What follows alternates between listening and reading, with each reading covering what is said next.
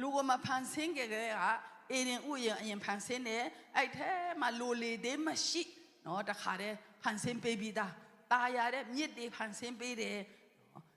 အဲ့ဒီအထဲမှာလူနဲ့နော်သူ့ရဲ့အဖော်ဖက်အထောက်မတွေအေးဝဖန်ဆင်းပြီးတော့မှ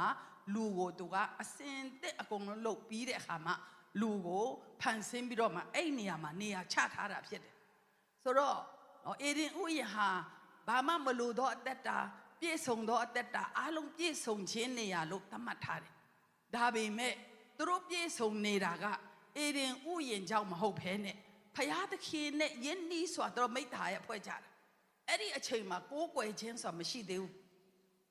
တရားနဲ့တယောက်နော်မိတ္တာရဲ့လို့ပြောတာကဟဲ့နေကောင်းလားကောင်းတယ်ဟဲ့ဆိုပြီးတော့အလာပတလာပပြောတဲ့ဟာမဟုတ်ဘူး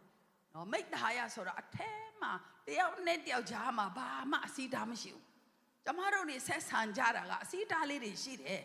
နော်မိဘလင်မယားညီကိုတငယ်ချင်းနည်းနည်းစီတော့အစီတာလေးတွေရှိတာနော်